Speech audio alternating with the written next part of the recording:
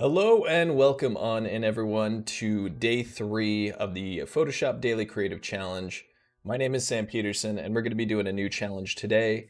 If you want to join these challenges, essentially what they are is 2-week challenges, Monday through Friday, and each day we go over a new challenge with kind of a different technique and something new in Photoshop. So if you do want to join us, you just go to the landing page at behance.net/challenge/Photoshop. So that looks like this. If you go there, you'll see this big blue button at the top. You can click hi. This says, hi, Sam, take the challenge. That's where you register. And if you scroll down, let me refresh this, you'll see all the challenges that have come out so far. So today is photo manipulation. Remove an object from its background, then place it into a new environment using masks, color balance, and perspective tools to make it look realistic. We're also going to be doing sky replacement today. So if anyone's not familiar with that technique, we'll be covering that first thing. So if you want to join these, you can click Get Started and get the starter file to follow along. You're also welcome to use your own files, anything that you want to find. And if you click Watch Video, you can see the replays from past streams. So check that out. And also we have a community Discord. That's a great place to give feedback, to get feedback, to share your designs. And let me show you where we're at with that. So this is the Discord. And you'll see the feedback tab here on the left. Challenge is the main one that you'll be posting to if you're doing the current challenges. So check that out. You'll see all the challenges that are being done so far. There's actually a couple new ones since I last looked. These are great. We'll be checking these out more at the end of the stream. But this is where everyone puts their designs. You know, you can see people giving feedback, getting feedback. And there's an ask a question section. There's sections for different like older designs, personal work, that kind of stuff. So definitely check that out if you're not familiar with the Discord. Also, I just want to say hey to everyone in the chat. Cody Bear, of course, our mod. Stephen Booth, good to see you. Ferry, Roseanne, Afrosia, Paula, Megan, Ferry, Valder, one of the mentors. Kevin, Tatiana, Wadecuff. Hey Wade, how's it going? Good to see you. General Kenobi, hello, hello. Welcome on in, everybody. So let's get into it. This is the asset that I am working with today. So like I said, we're going to be covering sky replacement, and we are also going to be talking about atmospheric perspective a bit. I'm not sure if that's a term most of you are familiar with or not, but essentially it's kind of what you're seeing right here in this image. As the foreground, midground, and backgrounds kind of, recede away from us, you can see less and less contrast, more of this blue tint, and it gives these things the look of being off in the distance. So typically, atmospheric perspective, it lowers the contrast, specifically the dark tones. Actually, when I look at this, these light areas on the rock in the foreground where the sun is hitting, it looks pretty intense, and when I look back at the snow-capped mountains in the very distance, it almost looks like the light tones there are lighter than the light tones here. Like, this is a really intense light tone, but the only reason that's really the case, let's color pick that. And you can see on my color picker, it's just below white. But let me try to find the brightest point of this. Maybe it's that right there. It's right around the same level, more or less. So the only reason this looks so much more intense when this one is nearly white itself is just because it's next to this really dark tone. So we're going to be talking about fitting things into a scene. We talked about this a little bit yesterday with the hybrid creature challenge. But essentially, how do you make something look like it fits in the scene, especially if it's off in the distance? So let's talk about that in just a moment. But first, let's do sky replacement, because sky replacement's a super fun and very easy thing to do in Photoshop. If anyone hasn't seen it before, we've done some challenges on it before, but it's just a really cool and easy way to change the look and feel of a scene. The sky and just the coloration and mood, color grading and such, can make such a big difference on the mood of a scene. So if you want to do a sky replacement, go to Edit, and then right down here towards the middle, you'll see sky replacement. So click that. And this is an AI-driven tool, like some of the ones we've been covering, which is awesome because Photoshop does so much of the work. And you can scroll through these default skies. You can actually upload your own as well. So if you're a photographer, you like photographing, that kind of thing, you can make a folder with your own skies, and you can see how drastic of a difference this makes. Like, I'll just click preview on and off here at the bottom left. Like, look at the mood. Like, this looks like some fairy tale, I don't know, dark crystal looking landscape. So there's some really cool effects you can get. This is the sunset folder. You can go to spectacular. There's like a rainbow there. That's super cool. That's like a, I don't know, it's like a mortar looking landscape with that fiery sunset. Of course, there's blue skies too, which is probably something people use pretty frequently if you just want a sky that looks, you know, like in a real photo that you're editing, not some sort of fantasy composite. But these are really, you know, could be really helpful. So I think I'm going to choose something a little spectacular because we are going to be fitting a Titan, a behemoth, into this scene. Now you don't have to do that. I'm going to put a creature. I'm going to make it look like there's some giant creature off in the distance. And that's what I want to talk to you about, is basically that sense of atmospheric perspective and making something seem like it is giant in scale but way off in the distance. But you're welcome to do anything. You can put like a building, a tower, a statue, whatever you want. We're just trying to create something that seems like it's massive off in the distance. That's the goal. But I want a little bit of a sinister look. This is kind of cool. I like this. It's like it's kind of a fiery sunset, and there's a lot of cool settings you can play with. If you go to temperature, you can see it's at 0. I can scale it warmer. You can see how that tints everything a bit warmer. Looks almost a bit scarier. Where I can tint it really blue and cool. You can see that's a lot almost friendlier. But I kind of like it. I don't know. Around the middle. Brightness, you can play around with that. You can make it darker or brighter. It was right around 0 to be as default. May want to tweak it a little bit darker. I like that added contrast that we get right there. That's pretty neat. And of course, you can flip it. You can do a lot of little adjustments to really tweak the sky replacement to be how you want. Right here, you'll see output 2. And this says duplicate layer or new layers. I'm actually going to do duplicate layer for this one. And now we have a merged layer. If you do new, I believe it was new layer, it'll show you all the folders and you can tweak things. So if you want more control, oh, I'm sorry, I'll put my head over on the left side. Get out of the way there. Hey, Ryan Selvey, good to see ya. Fabio, hope I didn't miss anyone in here.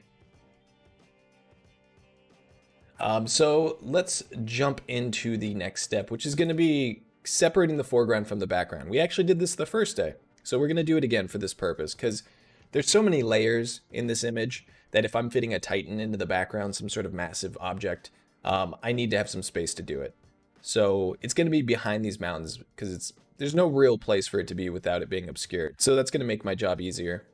So I'm going to actually duplicate this layer again. We got 3 layers. And I'm going to pretty much do the same thing we did on day 1. I'm just taking my quick selection tool right up here. Hotkey is W. And I'm just going to drag it across the background. Typically, selecting the background works a little bit easier for me. I want to keep this little guy in there.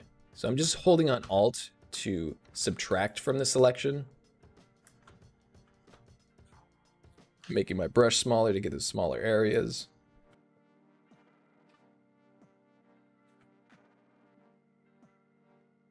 And then if you ever need to clean up your selection, I just switch to the lasso tool with the hotkey L. Sometimes I'll just do this manually. We're getting into like tiny pixels here, so it's really getting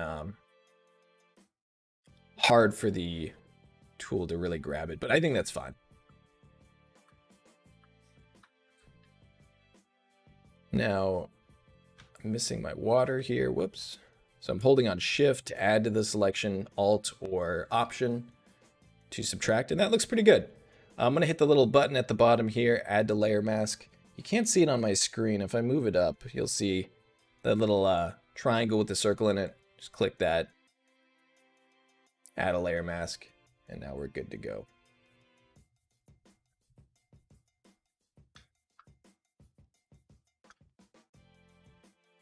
All right, so, oh, whoops, I'm sorry.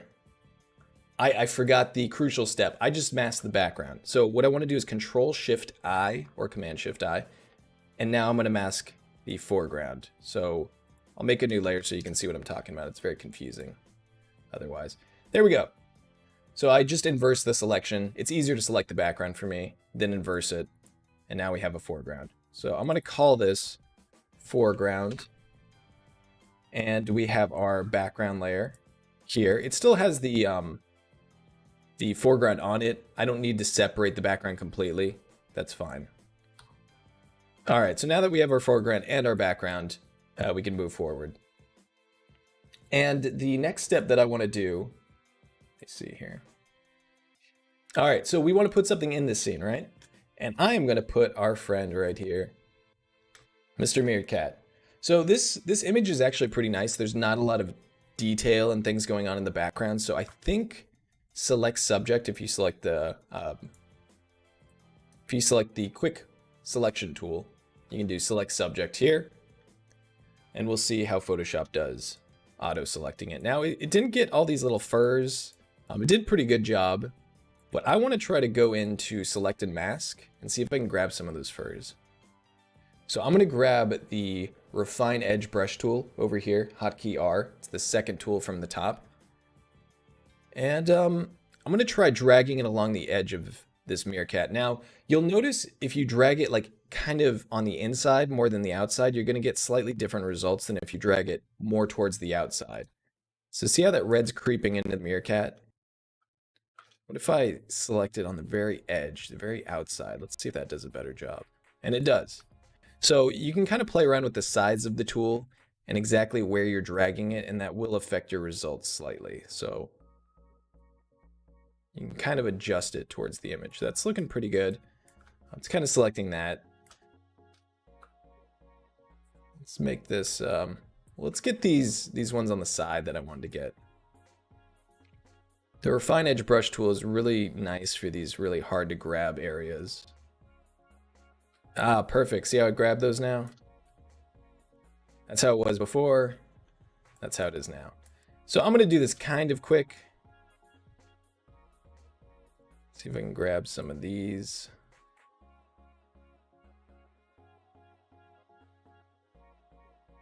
Right between that paw. That's not too bad.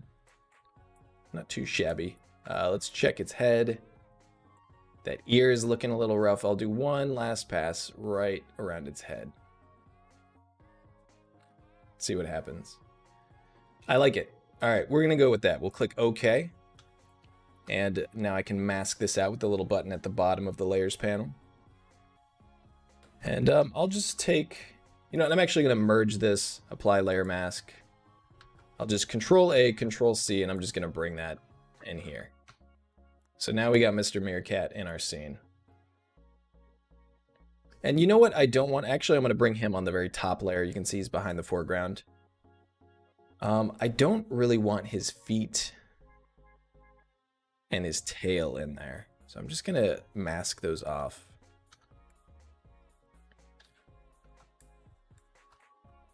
Click the mask button. Whoops.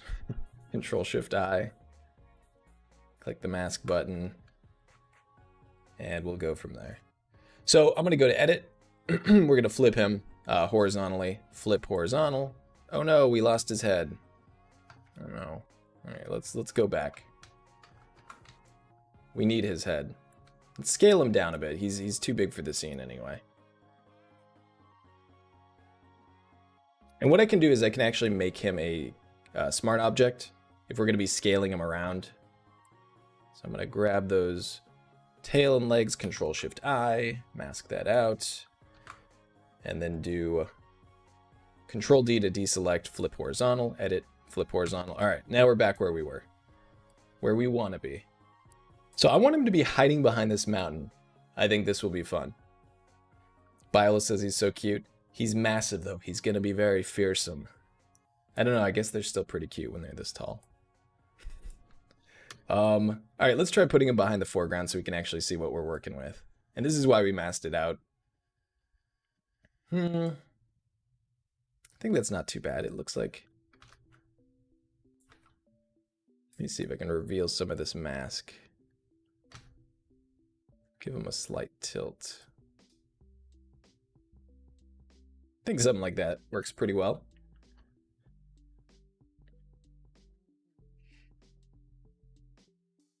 All right, so how do we fit this guy in with this scene?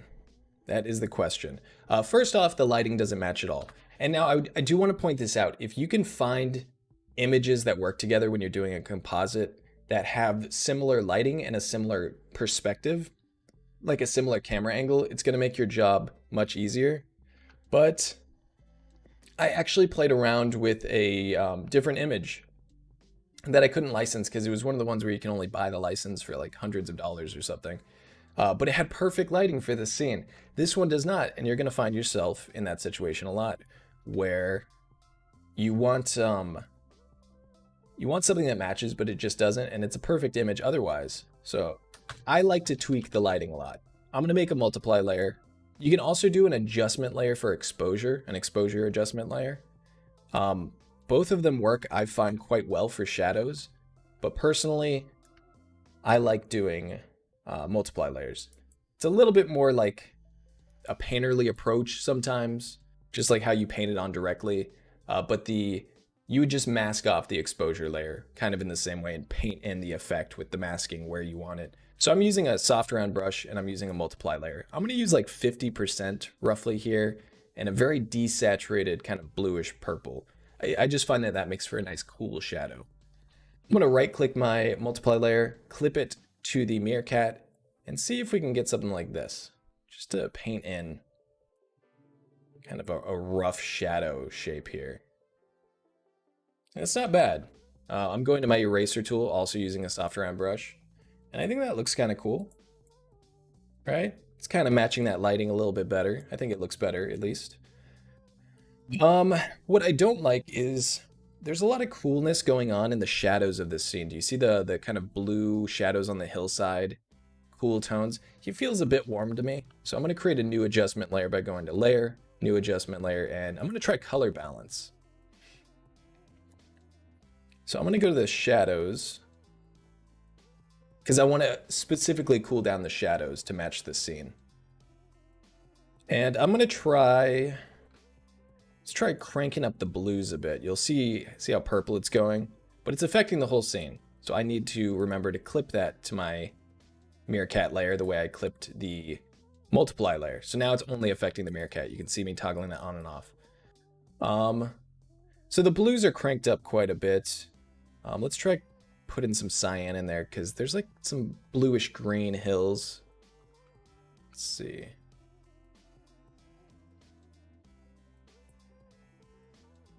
I'm cranking those up quite a bit. We'll leave that for now. We can always adjust this. And then the highlights, I maybe want to warm up. Because we have this like fiery sunset in the background. But I cooled down his whole body and the highlights of him, the part that's hitting the light source, it's way too cool. So that's perfect. You can see I just cranked up the reds a bit. Maybe we'll do like 13. And that's the color balance toggled on and off. I think those shadows much better reflect the hills that we're seeing in the background. And if you have such a fiery light source, you know, the shadows may appear quite cool by contrast. Hey, what's going on, Z by HB? Good to see you. Welcome on in.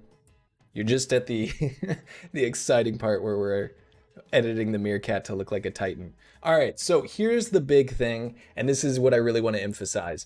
With atmospheric perspective, the further something goes off into the background, the less contrast it has. Now, we talked about the snow-capped mountains in the back and how the value of that snow was pretty much just about at white, just like the brightest point of this rock was. But the key thing you're going to notice in atmospheric perspective is that the darks are subdued. So if I toggle my grayscale mode, which we talked about on Monday, you'll see that the shadows in this foreground are really deep. A little bit less in this midground. This hill goes even further back. Look at those. The dark tones get receded too, and it just goes on and on. So we want to maybe match the meerkat up to these two hills, somewhere in between them, because he's in between the two hills. So let's do a levels adjustment. New adjustment layer, levels. You can also do curves. I personally have always used levels. Some people might prefer curves. Levels just is more simplified to me, so it makes more sense. So for this, I like to use this bottom slider to ease off the darks. Actually, we got to clip this to our little friend. Make sure to clip it to the meerkat.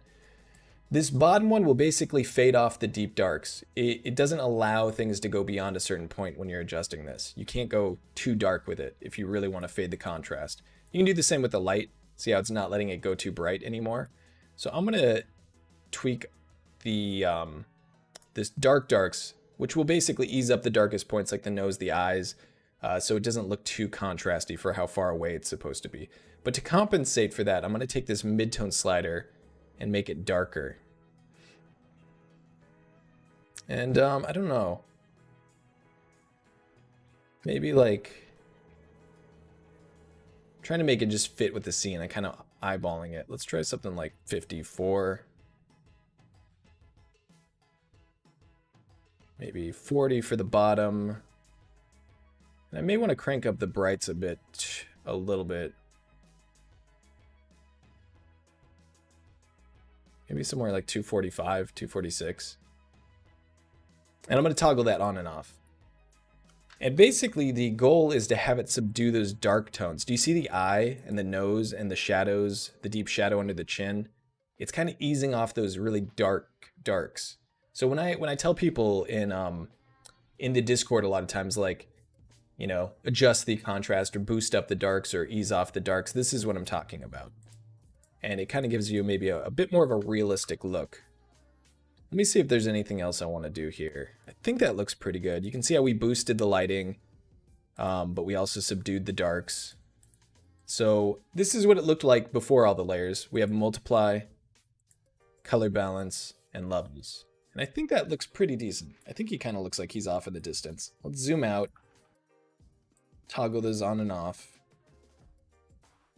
And if you want to adjust anything, these are all adjustment layers, so you can go in and tweak it. You can come back to it, refresh your eyes, you know, see if there's anything that looks like it's kind of not working, needs some sort of adjustment. And you can mask these too. So I have my levels adjustment layer, and I can mask this off with black. You know, black conceals, white reveals. So if I don't like any of these effects in just a certain area, I can always play with it. And maybe I want to add a little bit of shadow here, the lower part of the body. Let me know if there's any questions I missed or anything like that. Fun, yeah, things in the distance are more blue because of water molecules in the air. Yeah, exactly. Like you'll notice atmosphere itself has an effect over long distances, but you know, you also see this with smog or fog where just the air essentially starts obscuring things and coloring things. Of course, if you see certain scenes, like maybe there's a really fiery sunset, sometimes the hills off in the distance will look really warm and orange. So it's really good to like use these photos to kind of gauge what is happening in the scene to make all your other assets match that, if that makes sense. I think that's just about it. Yeah. I'm trying to think if there's anything else I want to add with this little guy, but that's it. I do want to point out one quick thing before we call in, before we check out the Discord, is I actually tried this with another image previously with Mr. Meerkat here. And you can kind of see the difference that these things add. Color balance and levels. So I added a levels adjustment for him, color balance, and that's pretty much it. And then right away, you can see how quickly that changes it. Just color balance, levels, right? Does not at all fit in with the scene here. Looks pretty decent, just those two adjustments. So it really kind of goes to show you the power of just keeping an eye out on those contrasts and you know, making sure they work. So let's check out the Discord. We've been having some really awesome submissions, and I haven't been able to go over them yet, but there's some really great work. We just had Das post this one. Really great masking with the trees. That looks really solid. I love the spooky look of it. I saw Jude posting this one earlier. I love how far she went with this, with the textures and the colors. But like, I mean, the challenges you guys have been posting are awesome. Like, this is so flawlessly composited together. Like fox body with kind of lizard zebra stripes. I love the colors on this bird head. Ooh, we got a Pegasus here. Very nicely blended together. Lice Candle, I saw posted this one. A lot of different elements in this to make this mermaid creature. I love the colorful fins. But yeah, great job, everyone. Like, these are looking so good. It's been, I think this is a really fun challenge. So it's been really exciting to see what everyone creates. Like this little, cute little wizard squirrel. Wizard fairy squirrel. I thought this one was neat by Wildfowl. Very like unique head silhouette created here with the eyes and the butterfly or moth wings. Very cool blending of the patterns. This one was great by Miku. Little rabbit. So yeah, awesome job, everyone. You're killing it. Another one by Miku. These are looking really great. Keep it up. Post any challenges you do in today's challenge on the Discord. I'd definitely love to check them out. I appreciate y'all coming by today, doing these challenges with me. It's been a ton of fun. I will see you next time. I gotta run. Thanks again, everyone. Have a good one.